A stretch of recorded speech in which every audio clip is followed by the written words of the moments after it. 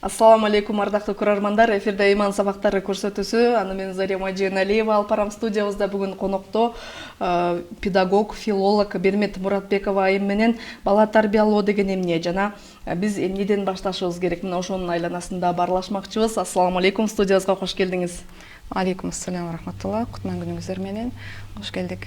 Бала тарбиясы кайсыл курактан башталат? Дегеле тарбия деген эмне? Ошо Азыркы учурда ушундай бир адашкан бир түшүнүк таралып жүрөт. Бизде бала тарбиялоодо бир определенный бир курак бар деген. Бирок чындыгына келгенде бала тарбиялоо бала төрөлгөнгө чейин башталат.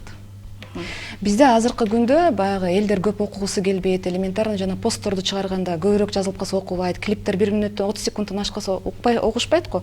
Ошондой сыяктуу эле азыркы баш кошуп аткан жаштардын максаты, ниети дагы баягы кыска болгондуктан алардын жашоосундагы баягы сезимдер, жашоосу ошол үй бүлөлүк турмуштун уландысы дагы ошончолук алардын максаты, ниетине жараша кыска болуп калган учур болуп турат да. Буга токтоло кетсек, мисалы Пайгамбар саллаллаху алейхи ва саллям айтпадыбы, бардык амалдар ниетке жараша болот деп. Эгерде ошол бала тарбиялоодо айтып жатпайбызбы, бала төрөлгөнгө чейин башталат деп. Эгерде ошо кыз менен жигит үйлөнүүнүн астында жакшы ниеттерди коюп, ошол кыз болочок күйөөсүн тандап атканда анын бир гана күйөө катары сыпаттарын карабастан бул кандай ата болот, бул кандай жубай болот, бул кандай чоң ата болот, кандай тай ата болот деген маселелерди өзүнүн акылында ойлонсо, эркек бала да кыз баланы тандап атканда ошондой ойлор менен калчап туруп анан үйлөнгөндө, анан ошондо үй бүлөбүз ушундай болсо, биздин урпагыбыз ушундай болсо деген максаттар менен үйлөнгөндө, бул биздин динге, биздин сүннөткө жараша биринчиден узалыраак аркандыргыт аткан болобуз да. Анан ошондо бала тарбиялоо процесси башталат. Себеби сиз тандаган жолдош, эркек тандаган жубай бул келечекте сенин балдарыңды тарбиялай турган адам. Ал өзүнө окшош балдарды тарбиялайт дегенди билдирет да. Демек бала тарбиялоо бир определенный бир куракта башталбайт. Бул ошо сиздин өзүңүздүн түбөлүк жолдошуңузду тандап атканда бала тарбиялоо процесси башталды деп эсептейбиз. Биринчи ниеттен, экинчиден ошо тандап жаткан адамыңыздан башталат. Азыркы күндө тилекке каршы баягы кыз бала деле, эркек бала деле жубайын тандап атканда анын сырткы келбетине карайт, анан кандай даражада жашайт, анан эмне менен алектенет дегенде күнүмдүк бир махаббат. Махаббат бул түбөлүктүү уланбайт. Ал баягы мен турмушка чыгып атканда жеңем айтты эле, сен баягы сүйүүгө ишенбе, ал убагы менен бир сыйга же жек көрүүгө өтүп кетет деген да. Ошол сыяктуу да эле бул сүйүү бүгүн бар болсо, эртең балким ал өчүп калышы мүмкүн. Ошон үчүн бир гана ошо сүйүүгө, бир сезимдерге чектелип үй бүлө курбаш керек. Бул бир кандайдыр дагы жогору жана алыс бир сезимдер менен, максаттар менен башталыш керек. Азыркы үй бүлөлөрдө менин жеке оюм туруктуулук болбой жатат. Анткени биринчиден азыркы бардык эле, буга чейин деле бардык эле бир жакшы жашоону каалашат, бардык эле оңой жашоону каалашат. Анан кандайдыр бир ийгиликке жеңил, анан бат жеткенди каалайт да. Анан баягы любой эле бирөөлөр таанышып сүйлөшкөндө өзүнүн жакшы жагын гана көргөзөт.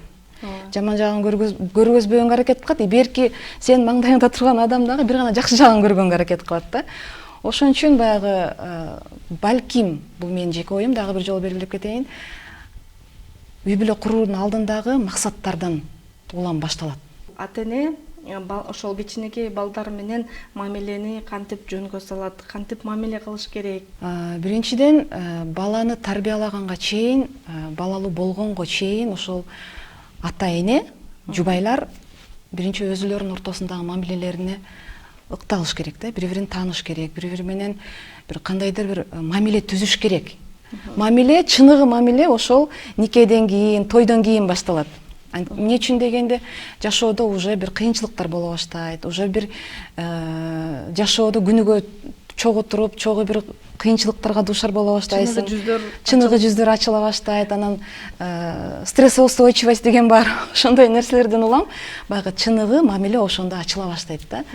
Анан кийин бизде тилекке каршы бир кандайдыр бир кесиптин ээси болуш үчүн, кандайдыр бир мыкты унаа алыш үчүн же бир чоң үй алыш үчүн биз кандайдыр бир даярдыктарды көрөбүз.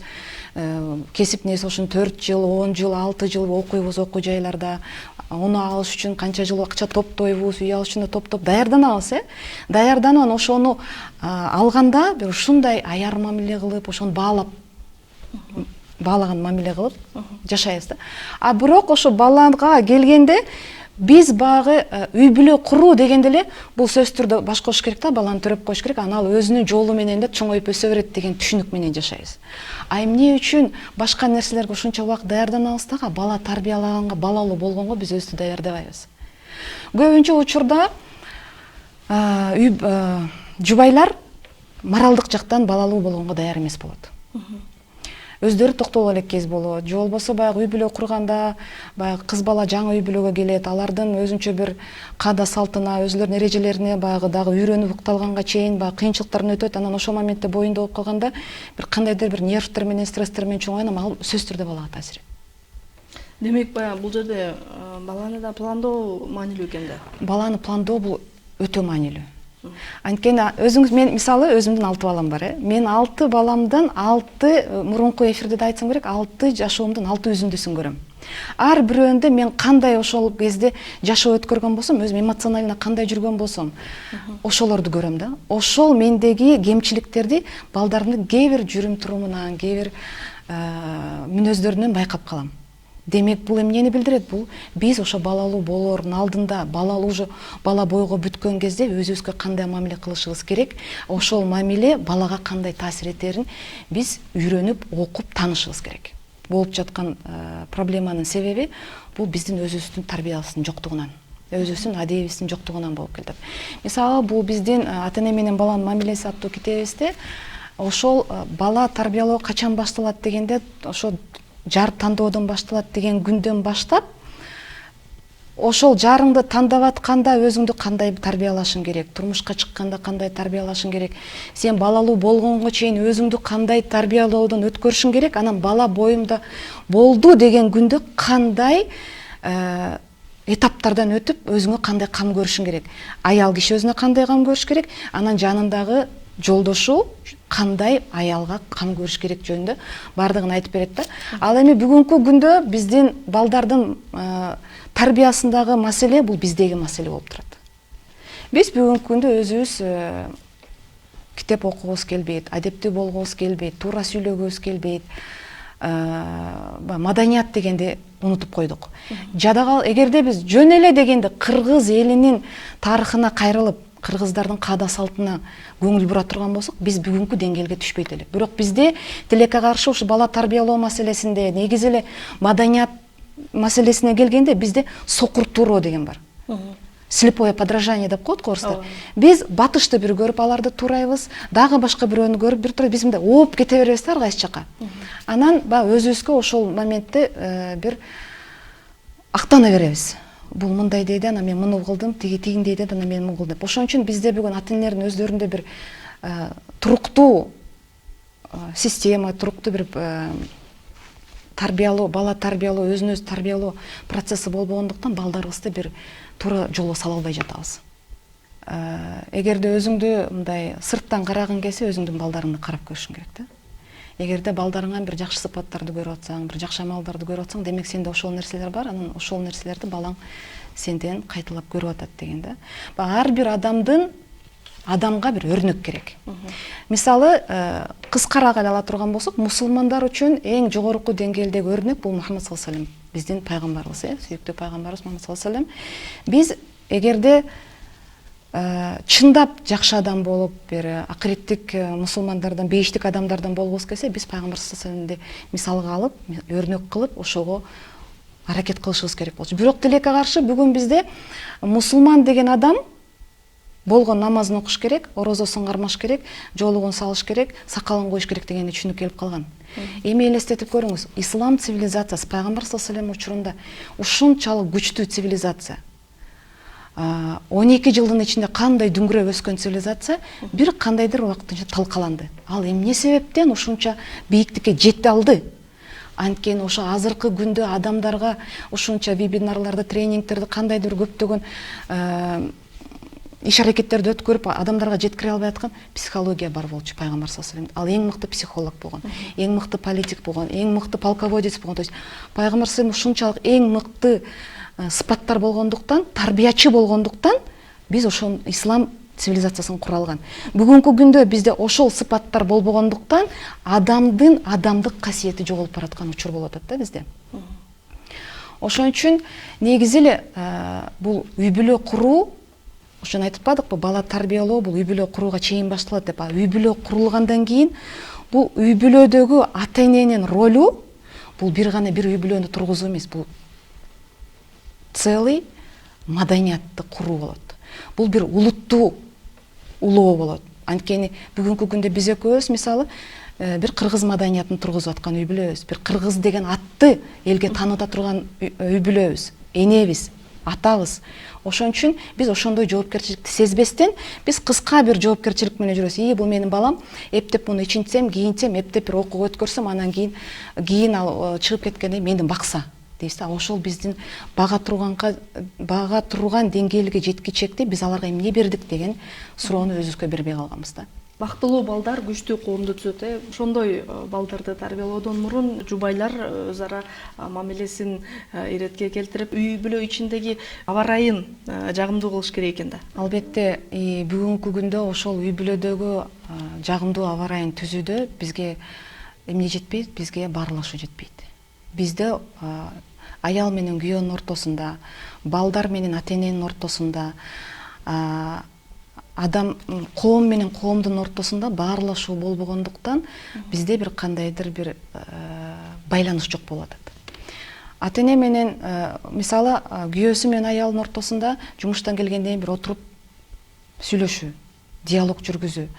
Кандай болду, эмне жаңылык, сен бүгүн эмне кылдың, кандай кыйналдыңбы, кыйналган жоксуң, бүгүн кандай жаңылык болду деги эле баарлашуу. Экөөнүн ортосундагы бир жалпы бир тема болуш керек да, ошол жөнүндө сөйлөшүү. Же болбосо жөн эле бири-бирине бир тамаша айтып берүү, же бир ортодо үй бүлө менен отуруп бир кинону көрүп ошону талкуулоо, баарлашуу.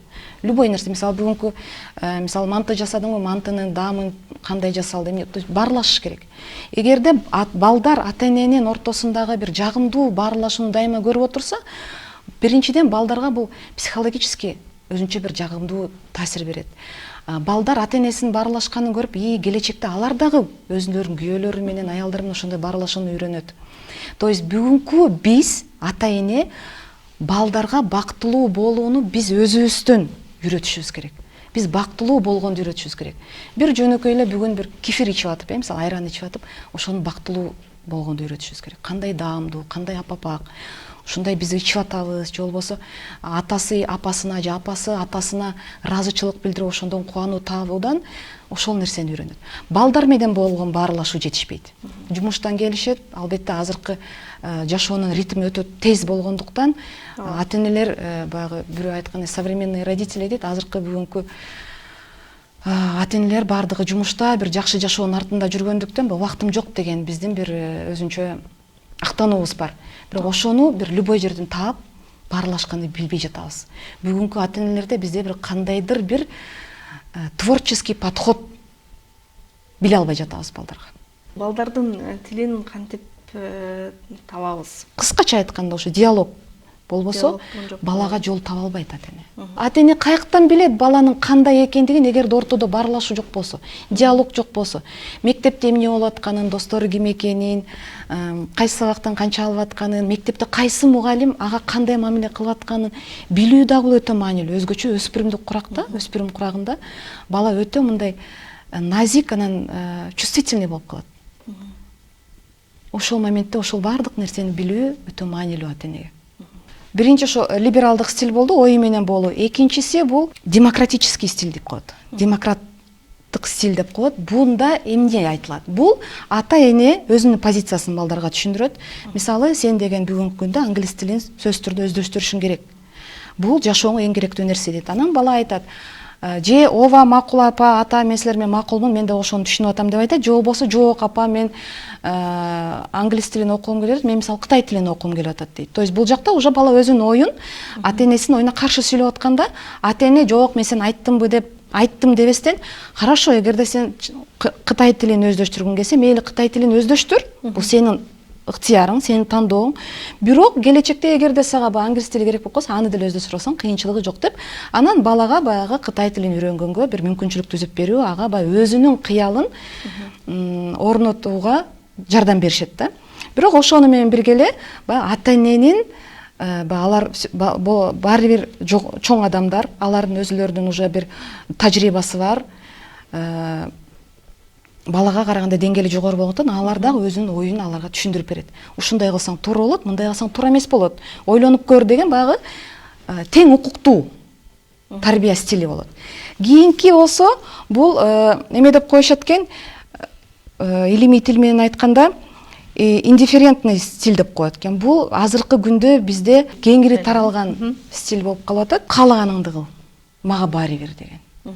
Баланы таштап коюп, өзүнүн иши менен кетет. Анан келгенде эмне кылып атасың? Телефон көрүп атасың, мейли ишин кыла бер, мен өзүм ишин кыла берем. Сен мен сабакка бардың, барган жоксуң, эмнеге барган жоксуң? Уктап калдым. Мейли уктап калсаң, эртең барам да деген. То есть мындай кайдыгер стиль деп айтылат экен. Бир стилди, бир эле стилди карманган ата-эне жок. Ар бир ата-энеде 4 стилден колдонулат. Бирок сөзсүз түрдө 4 стилдин бирөөсү баягы кандай деп айтсам болот, үстөмдүгүрөөк болот. Анан ушул 3 стилдин эң 4-үнчүсү бул авторитардык, диктатордук режим. Көбүнчө Орто Азияда Советтер Союзунун таасириби ким билет, ошо диктатордук, авторитардык тарбиялоо стили өтө кеңири тараганда. Биз ошол стилде тарбияланып Биз ошол стилде тарбияланып калганбыз. Анан азыркы күндө биздин балдардын мышлениеси, жүрүм туруму, кабыл алуусу башкача да. Анан биз ошон үчүн азыркы балдарга, өзүбүздүн балдарыбызга ошону колдонолук десек, ал такыр эле аларга жукпайт. Алар аны мойнуна албайт, себеби алар башка темп менен өсүп келаткан балдар. Анан ошол авторитардык режим менен тарбиялаган бизде Кыргызстанда, Өзбекстанда, Тажикстанда, Казакстанда, негизи ошо Орто Азияда өтө үстөмдүк кылып турган стилдерден болот. Анан ушул авторитардык режим деп айтып өттүңүз, балким ошонун таасири биздин поколенияда, биздин өз пикири жок э? Ооба. Өзүнүн оюн айта албаган бир сыпатыбыз бар. Анан баягы макул. Бирөө айтса эле ошон баягы бир интернет тармактарында кээ бир эмелер тарап жүрбөйбү? Сүрөттөр, сөздөр. Менин учурумда эч кандай психолог, невропатолог кереги жок болчу. Менин апам башка бир чапса эле чынал психолог да болчу, невропатолог да болчу, депрессиядан да бат эле чыгып кетчүмүн дегендей. Ошондой системалар болчу. Ошон үчүн айтып атпаймынбы? Деги эле көп эле илим жаатындагы адамдар бардыгы эле айтат да. Бир эле стилди карманган ата-эне жок. 4 стилди тең колдонот. Мисалы, кээ бир учурда балдарга действительно авторитардык стиль тарбиясы керек. Мисалы, эгерде кайсы бир деңгээлде, анткени абсолюттук эркиндик жок. Мисалы, мен светофордон кызыл күйүп турса, мен өтүп кетем дегенге өтө албайсың. Же болбосо элементарно азыр интернетке чыгып каалаганымды сүйлөйм десең сүйлөй албайсың. Каалаган тамагымды жейин десең жей албайсың, эртең күнү сенин ден соолугуң сбой бериши мүмкүн. То есть кээде балдарга ошо авторитардык стилди да колдоносуң. Кээде ошо уруксат берүүчү стилди колдоносуң. Кээде мисалы кайдыгер стилин колдоносуң, анткени мисалы бир кыйынчылыкка душар болдубу бала өзүнүн себеби менен. Мисалы экзаменден 2 алып калды, эртең күнү отработка деп калды, мисалы. Айтасың да, сен өзүң күнөөлүүсүң, даярданыш керек болчу. Эми өзүңдүн күнөөңдү өзүң барып, өзү чечим кабыл алып, кайра өзүнүн кылган иштеринин кесепетин өзү тартып, анан мындай өз алдынчалыкка үйрөтөт окшойт, э? Эми бул жакта мындай да, кайдыгерлик стили деген бул кээ бир ата-энелерди жөнүндө айтылат да. Такыр эле ою менен коюп, эмне кылсаң ошо кыл деген мамиледе. Зыяны көбүрөөк пайдасына караганда, анткени балада бир кандайдыр бир умтулуу болбой калышы мүмкүн. Кээ бир акылдуу балдар бар, кайдыгерликти көрүп, өздөрү бир жакшы нерсеге умтулгандар. Бирок 80%, 90% балдар жок. Баягы өздөрүнчө тентип кете турган абалга келип калат. Анткени баары бир, Пайгамбар саллаллаху айтып атпайбы, хадисинде ар бирөөңөр өзүңөрдүн баягы коомуңардын башчысыңар деп, э? Ооба. Биз ар бирөөбүз бир жердин башчысыбыз. Бул сөзсүз түрдө эле президент мамлекеттин башчысы, же бир имам бир жамааттын башчысы эмес. Мисалы, үй бүлөдө ата-эне бир үй бүлөнүн башчысы. Мен мисалы кабинетке кирип сабак берип атсам, мен ошо кабинетте менин сабагымдагы башчы менмин. Мен ошо окуучуларга кайсы көнүгүүнү кайсы эрежени жаттасаң туура сүйлөй аласың дегенди үйрөтө турган мен башчылыгымда. Ошон үчүн балага дагы башчы керек, бир өрнөк керек. Ал өрнөк бала үчүн сөзсүз түрдө ата эне. Ошон үчүн ата эне балага бир жол көрсөтүүчүнүн ролун аткарыш керек. Ошон үчүн баягы биздин китепте да бир ушундай образно айтылат. Үй бүлөдө ар бир адамдын өзүнүн ролу бар. Кээ бирде мисалы ата эненин ролу алмашат. Бул жакта президент да болуш керек, бул жакта бир кызматчы да болуш керек, бул жакта бир эл да болуш керек деген бир өзүнчө образдык түшүнүк да бар да. Үй бүлөдө бул өзүнчө бир театрды да элестетсек болот да. Бул кээде сценага ата эне чыкса, кээде баланы чыгарыш керек дейт. Анткени кээ бир учурда биз тарбияны балдардан да алып калабыз. Биз ушундай жашоодо жашап атабыз, Пайгамбар саллаллаху да хадисинде барбы? Эне өзүнүн падышасын төрөп алат дегенчи, биз азыр ушул убакта жашап аткан кезде балдарыбыз бизге караганда акылдуураактар да аз эмес. Ошондуктан такыр эле балдардын акылы жок, аларга мен гана акыл үйрөтүшүм керек, жол көрсөтүшүм керек деген ойда туура эмес. Кээ бир учурда балдар бизди үйрөтүп коет. Ага да кулак салып, алардан да үйрөнүш керек. Элементарно эле биз балдарды карап, кичинекей балдарды көрүп, сүйүнгөндү үйрөнүшүбүз керек. Бир оор ситуациядан жеңил чыгууну үйрөнүшүбүз керек. То есть ушундай моменттер бар. Кайдыгерлик стили мунун жаманыраак, терс таасири көбүрөөк болуп калат. Эгерде жалаң эле ошол стиль менен колдонулса. А так төрт стилди аралаштырып колдонуу бул нормалдуу эле нерсе. Адам өзүндөгү бар нерсе менен гана бөлүшө алат деп айтышат. Жүрөгү сүйүүгө толгон болсо, коомго дагы сүйүүнү бере алат депчи. Анан сүйүү менен гиперопеканы алмаштырып албашы керек. Албайт. Балага сүйүү, мээрим берүү бул өзүнчө бир мен негизи эле психология дегенге динден карайм да. Бардык мамилени үйрөткөн, бардык бир мүшкүлдөргө туура көз карашта караганда бизге чындыгында дин үйрөтөт. Дин анткени өтө терең бир чоң деңиз. Биз болгону аны бир эле кырынан карап көнүп алып турабыз да. Ичине кирип, анын мисалы деңиздин ичине кирип түрлүү балыктарды, түрлүү чөптөрдү, түрлүү козуктарды көрөсүң. Диндин ичинде ошондой нерселер бар да. Ушул эле мээрим, сүйүү дегенге элементарно эле бир моментке токтоп кетели. Мисалы баланы эмизүү процесси. Балага мээрим берүү, сүйүү берүү, ага жакшы мамиле кылуу, аны жакшы тарбиялоо, мисалы Куранда айтат 2 жыл эмизгиле дейт, үзгүлтүксүз эмизгиле дейт. Мында эмне бар дейт. Ошону эле азыркы медицина тармагындагы илимпоздор эмне деп айтат? Именно эмизүү процессинде эненин мээримиби, же негативиби, же стресси бардыгы эненин көкүрөк аркылуу, вибрация аркылуу сүт менен берилет балага дейт. Эгерде баланы эмизип отурганда эне, мисалы сахабалардын учурунда эмне кылышкан экен дейт. Эгерде аялы баласын эмизип атканын көрүп калса, сен баланы ниет кылып эмиздиңби деп сурачу экен. Эгерде жок десе, баланы эмизип аткан жерин оозунан чыгарып, жакшы ниет кылып, анан эмиздечү экен. Анан өзүбүздүн эле тарыхка келсек, биздин деле мисалы чоң ата бабаларыбыз деле бир кандай бир ырлар менен баланы бешикке терметчү, анан баатыр бол, балбан бол, анан кийин журтуңду бириктирген адам бол деген нерселер менен чоңойтуп, ошол дем менен чоңойткон да. Бала эмизүүдө дагы Алла Таала бизге үйрөтүп атат. Баланы эмизерде биринчи балаңды карап бир мээрим ойгонсун, бир сүйүү ойгонуп, анан балаңды бир жакшы көрүү сезим менен жашоодогу баардык жакшы нерселерди каалап туруп, эмизгенде сүт дагы көбүрөөк чыгат, сүттүн составы да өзгөрөт дейт, балага да таасири чоң болот дейт. Ошондон баштап дейт, балада дагы мээрим ойгоно баштайт, сүйүү ойгоно баштайт, баягы жашоого, ата энеге болгон көз карашы жаркын боло баштайт дейт да. Биз бүгүнкү күндө андай нерсеге маани бербей калдык. Биз азыр өзүбүздүн жеңилдетүү жолдорун издеп, сместерге көп берип калдык, нянькаларга орун берип, ордубузду бошотуп берип койгондуктан бүгүнкү балдар мээримге муктаж, бир жылуу сөзгө муктаж болуп калган. Ата эненин үнү, ата эненин сөзү, ата эненин кыймылы, ата эненин кучагы бир гана психология жактан же медицина жактан таасирин эмес, дин жактан балага кандай таасирин берет чоңойгонуна дегени аябай даана айтылган да ушул жакта. Анан дагы бир бала тарбиялоодо дагы бир мен ушу айтып кетким келип атат, белгилеп кетким келип атат. Бизде Пайгамбар саллаллаху дагы балдарга дуа кылаарда бир сонун Куран аяты менен дуа айткан да. Урпактарга, салих урпактарды, ыймандуу, ийгиликтүү урпактарды сураңгыла деген.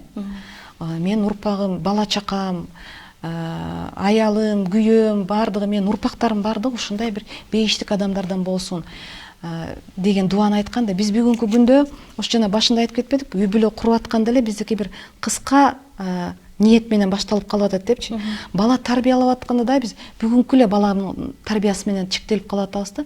Биз ошол бала жана айтып кеткен эле бул коомду, бул бир маданиятты тарбиялап атканын сезишибиз керек дагы. И бул бүгүнкү менин баламды тарбиялоо менен ошо менин балам эртең менин неберемди тарбиялайт. Менин неберем ушу менин тарбиямды мен өзүнүн ата энесинен көрөт дагы, ал өзүнүн мен чөбөрөмдү тарбиялайт деген баягы ниетти, дуаны, максатты дейт урпактарга чейин коюш керек экен да. Буга да мен бир отурганда кайнежемдин сөзү мага ушул бир эме берди да, бир таасирин тийгизди. Кайнежем отуруп айткан да, биздин ушундай үй бүлөбүз толугу менен динде болуп калганыбызга биздин ушу бир ата бабаларыбыздын дубасы жеткен окшойт деп калды да. И ошондо ошо Алла субхана тааланын аятын эстеп, чындыгында бул кандай бир таасир. Биз эгерде балаларыбыздын, урпактарыбыздын келечегин кең болушун кааласак, биз деген бүгүнкү күндө дуаларыбызды, максатыбызды, кыймыл аракетибизди ошо арканды алысыраак таштап аракет кылышыбыз керек. Балага мээримдүү болуу деген бул окуусуна инвестицияла. Анткени сен балаңды келечекте бир мыкты адам болушун каалайсың, бул мээрим. Сен жаман көргөнгөн ал нерсени кылган жоксуң. Сен бүгүн балаңа мээримиң болгон үчүн, жакшы көрүү сезимиң болгон үчүн бир жакшы сыпаттарды үйрөтүү, бул ошол сезимди билдирет. Сен балаңды жакшы көргөн үчүн, ошого бир жакшы бир келечек каалаган үчүн сен бүгүн балаңа бир жакшы кесип тандоого бир жол көргөзүшүң керек. Бул ушул мээрим, жакшы көрүү, жакшы тарбия берүү ушундан башталат. Гиперопека деген эмне? Баягы ата эне ошол биринчи айтылган нерсени бере албагандыктан, балам эмнени каалайсың? Футболго барасың, мейли макул футболго бар. Киного барасың, мейли макул киного бар. Бүгүн балдарың менен бир жакка кетип макул ошол жакка бар. Бүгүн мисалы чачыңды жашылга боёгуң келип атат, мейли чачыңды жашылга боёл. Анан кулагыңды тешкиң, мурдуңду тешкиң келип атат деп, бул баягы балага биринчи айтылган нерселерди бере албагандыктан, өзүнүн күнөөсүн, өзүнүн баягы минустарын, ошо анын болгон каалоолорун берүү менен жапкысы келет, бирок ал аны менен жабылбайт. Бул китепте бир сонун мисал келтирилет да. Ошол бир баланын эжеси бир тууганына ыйлап кирип келет экен. Кетип калды, мени таштап кетип калды, ошону жетелеп кетип калды деп айтат экен. Десе, тиги бир тууганы, иниси, эмнени кетип калды, ким кетип калды десе, 19-дагы кызым жигитин ээрчип кетип калды. Мен укпай, менин көңүлүмдү карабай, менин оюмга мындай эч кандай маани бербестен ошону жетелеп алып качып кетти. Мага айтпастан качып кетти деп аябай ыйлайт экен дагы. Ыйлап атып, мен муну 19 жыл каалаганын бердим, мен аны бактым, мен ага каалаганын ичирдим, жедирдим. Болгон өзүмгө чыккан нерсенин бардыгын бердим, бирок мени таштап кетти деп аябай буркурап ыйлайт экен да. Дегенде иниси сурайт экен. Эжеке дейт экен, сиз 19 жыл бир гана ошол нерсени бериптирсиз.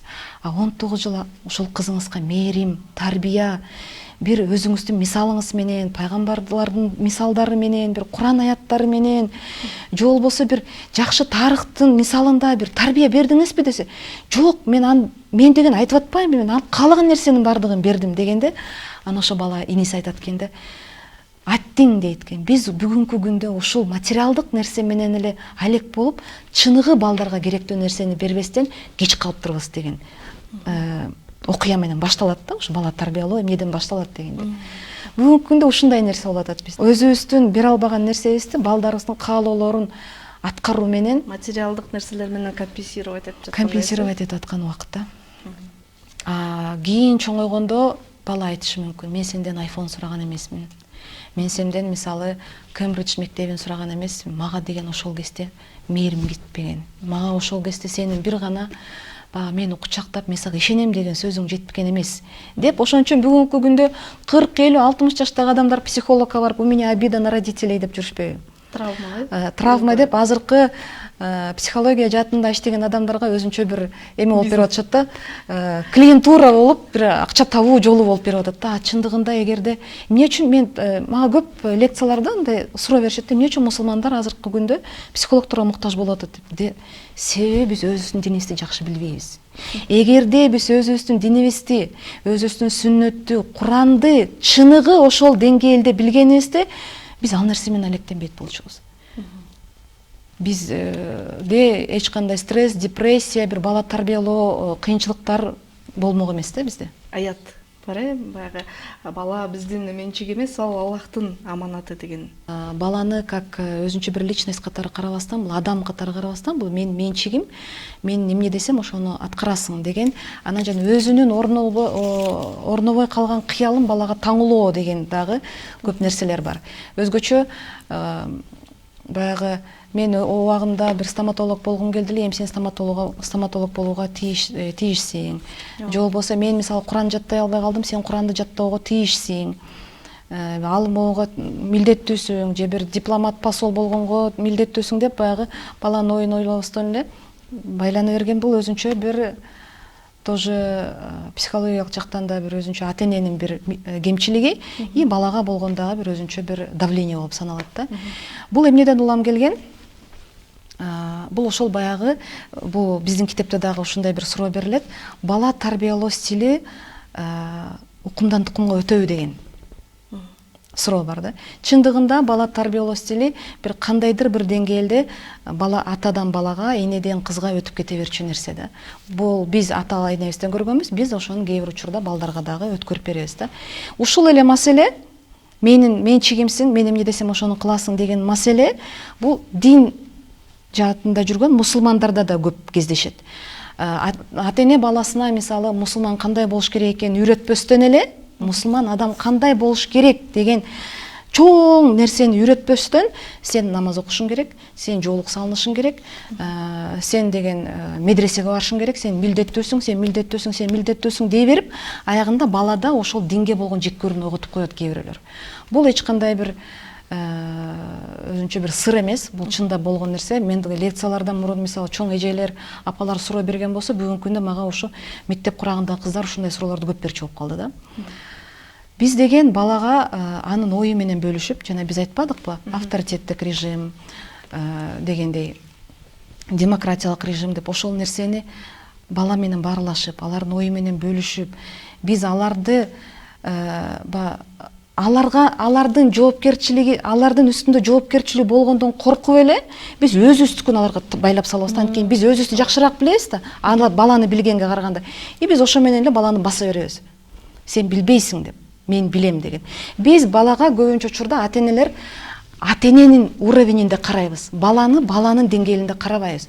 Мисалы, мен 42 жаштагы энеси 5 жаштагы кыздын кээ бир учурларда 5 жаштагы кыздын деңгээлине түшүп түшүндүрүшүм керек. 5 жаштагы кыздын деңгээли менен кээ бир нерсени карашым керек. И баланын дагы менчиги катары карап атканда ошо баланын оюна да ылдый түшүп карап туруш керек.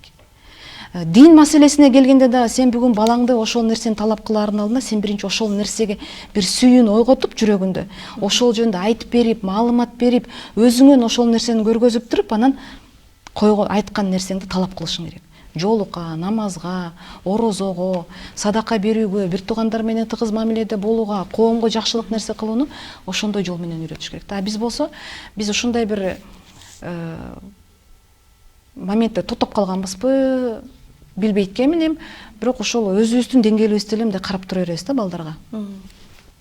Кыздарга кандай мамиле кылыш керек, балдарга кандай мамиле кылыш керек? Балдарды тарбиялоо менен кыздарды тарбиялоо бул эки башкача болот да. Мисалы, менин өзүмдөн 3 кызым, 3 эркегим бар. Кыздарга кылган мамилени балдарга кыла албайм. Балдарга көрсөткөн тарбияны кыздарга кыла албайм да. Бул айырма. Биринчиден бул өзүнчө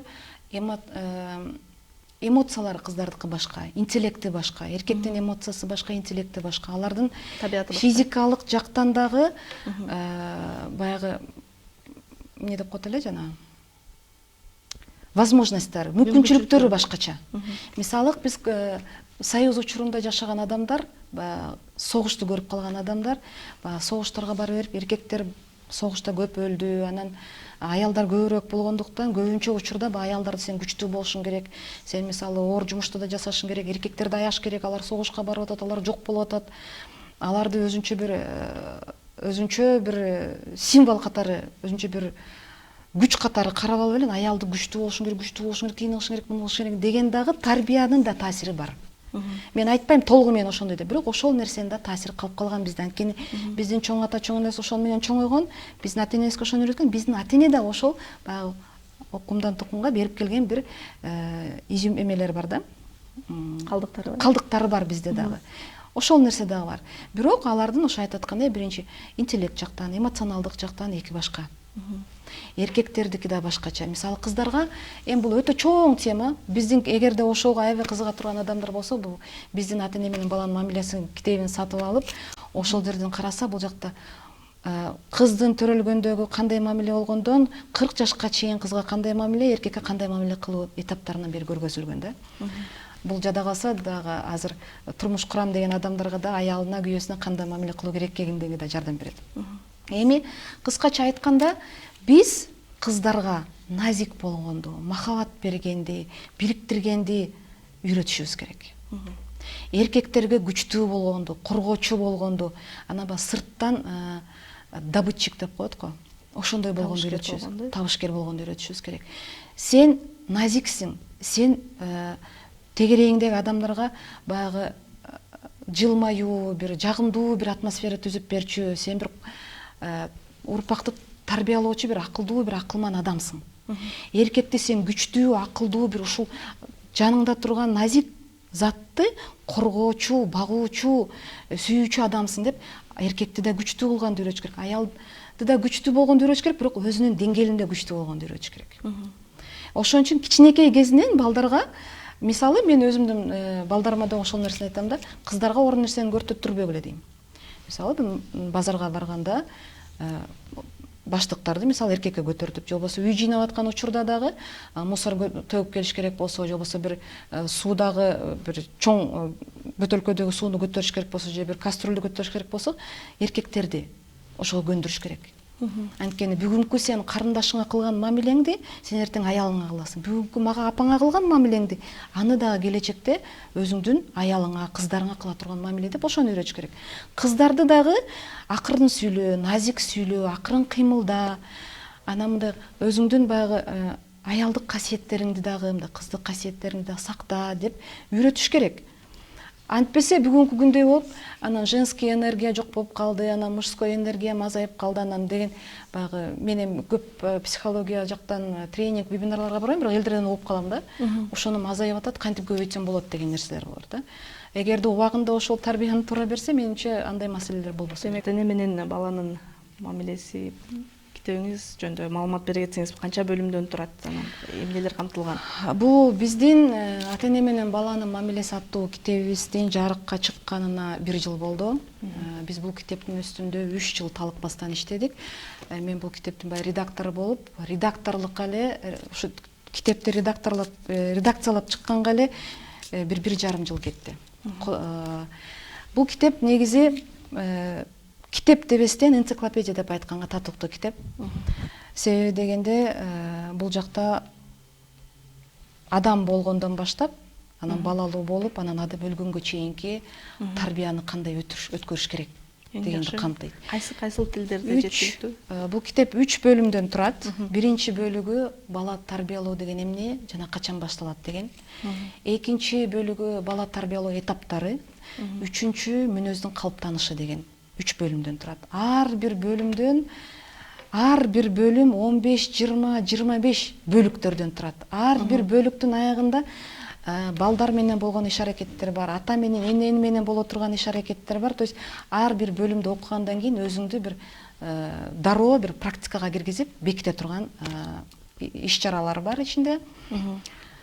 Бирок тилекке каршы бүгүнкү күндө ошо китептин көлөмүн көрүп көптөрү муну качан окуп бүтөпмүн деген суроолорду беришет да. Чындыгында бул китеп дайыма өзүңдүн бир текчиңде турчу китеп.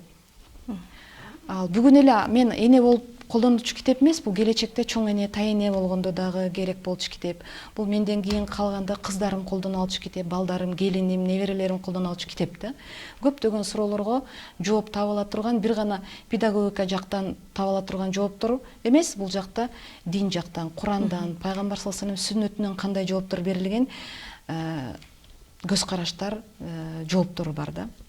Ушуну менен көрсөтүүбүздү жыйынтыктайбыз. Бүгүн студиябызда конокто педагог, филолог Бермет Муратбекова айым менен бала тарбиясы тууралуу баарлаштык. Биздин көрсөтүүлөрүбүздү Азия ТВ телеканалынын YouTube каналынан көрө аласыздар. Биздин каналыбызга катталыңыздар.